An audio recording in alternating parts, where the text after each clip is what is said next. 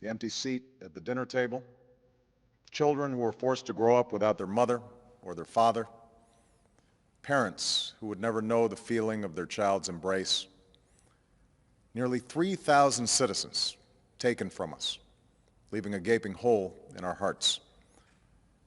On September 11th, 2001, in our time of grief, the American people came together. We offered our neighbors a hand, and we offered the wounded our blood. We reaffirmed our ties to each other and our love of community and country. On that day, no matter where we came from, what God we prayed to, or what race or ethnicity we were united as one American family. We were also united in our resolve to protect our nation and to bring those who committed this vicious attack to justice. We quickly learned that the 9/11 attacks were carried out by Al-Qaeda, an organization headed by Osama bin Laden, which had openly declared war on the United States and was committed to killing innocents in our country and around the globe. And so we went to war against Al-Qaeda to protect our citizens, our friends, and our allies. Over the last 10 years, thanks to the tireless and heroic work of our military and our counterterrorism professionals, we've made great strides in that effort.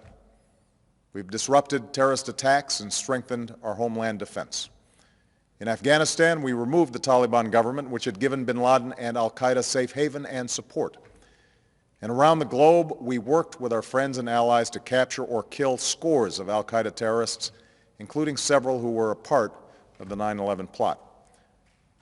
Yet, Osama bin Laden avoided capture and escaped across the Afghan border into Pakistan.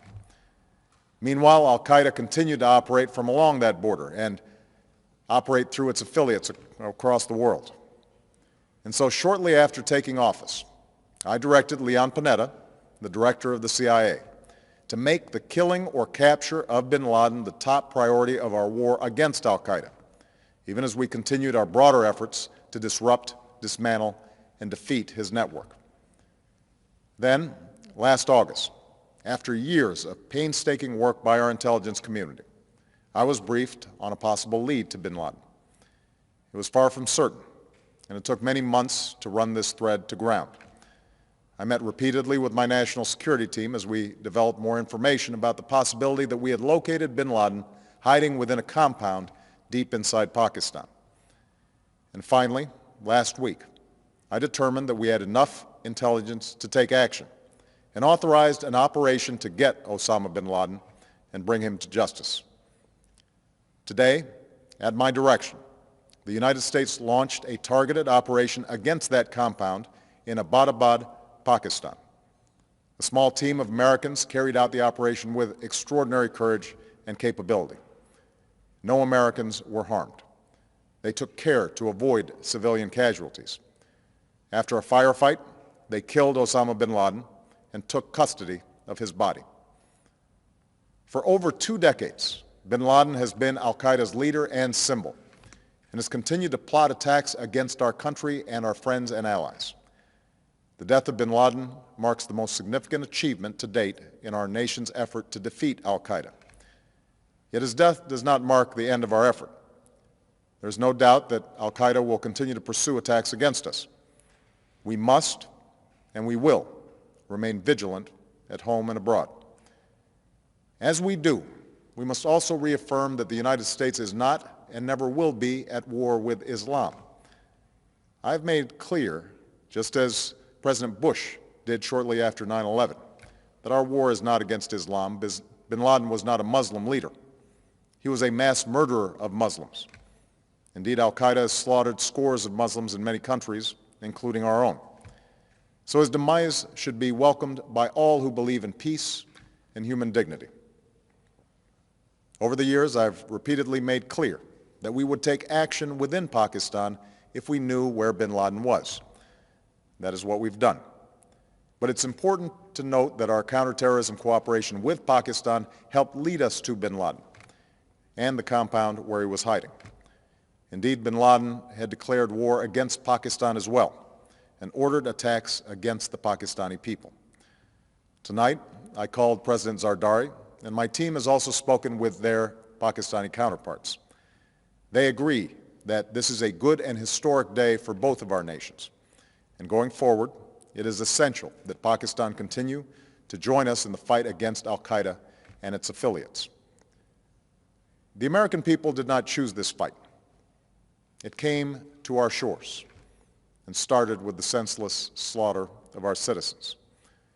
After nearly 10 years of service, struggle, and sacrifice, we know well the costs of war. These efforts weigh on me every time I, as Commander-in-Chief, have to sign a letter to a family that has lost a loved one, or look into the eyes of a service member who's been gravely wounded. So Americans understand the costs of war. Yet, as a country, we will never tolerate our security being threatened, nor stand idly by when our people have been killed. We will be relentless in defense of our citizens and our friends and allies. We will be true to the values that make us who we are. And on nights like this one, we can say to those families who have lost loved ones to al-Qaeda's terror, justice has been done. Tonight we give thanks to the countless intelligence and counterterrorism professionals who've worked tirelessly to achieve this outcome. The American people do not see their work nor know their names, but tonight they feel the satisfaction of their work and the result of their pursuit of justice. We give thanks for the men who carried out this operation, for they exemplify the professionalism, patriotism, and unparalleled courage of those who serve our country. And they are part of a generation that has borne the heaviest share of the burden since that September day.